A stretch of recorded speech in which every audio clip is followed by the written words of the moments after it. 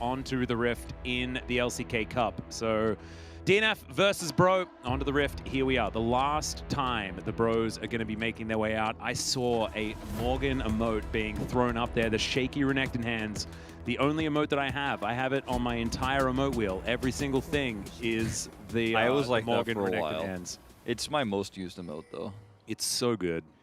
And why lane swaps did eventuate, and why they exist here is Flip is very low and is probably dead, and his player cam shows a spoiler. Yeah, yeah. But might be able to get himself a little bit more dual ability.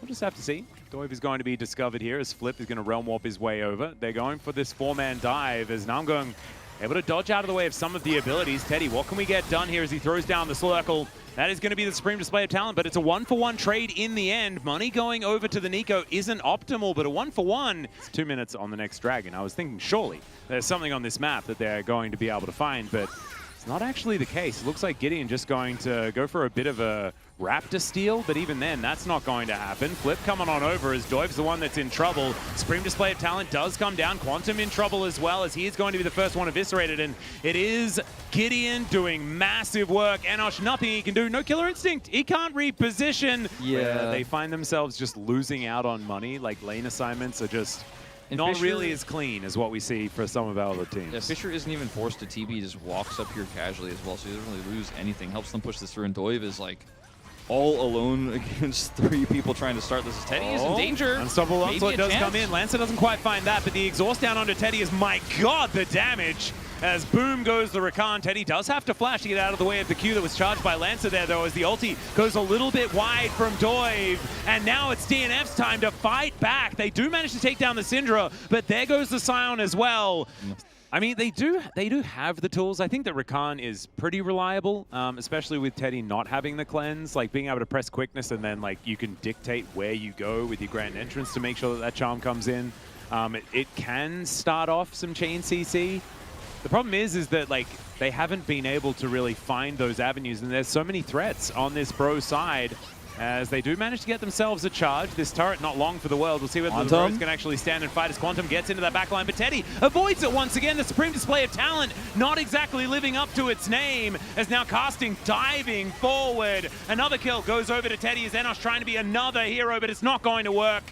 And it's kind of crazy, and it's almost frustrating that now we get into the Bros' like final match after they've been eliminated. And their homework is great. They're crossing I's, they're dotting T's, and things are looking really good. There's now Quantum looking to try and bypass the Xin Zhao and find and engage. The Pop Blossom is going to be there as they do eliminate Teddy immediately as this fight starts. But Enosh is going to be traded as well, so it's 1 for 3, and Teddy is just a sacrificial lamb. Scat of the week is gorgeous. Not in the fight, gets another turret here. He's just kind of slipping around the map and trying to be relevant later. It's the name of the game for him, but I think this Yunara is just too much of a problem already. His IE's almost ready. Yeah, casting might have bitten off more than he can chew here as Doiv makes his way up. Snip, snip to come on through here, and casting I think knows that he's dead.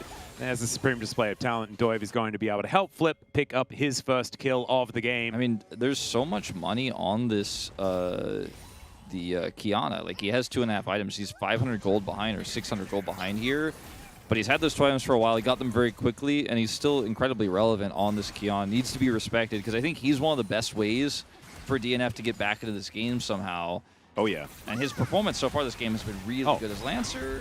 Lancer, you're not allowed to do that, as once again, Fisher just comes in from the side and is able to lock them up with the Scat of the Week. But Gideon is not too concerned about that one.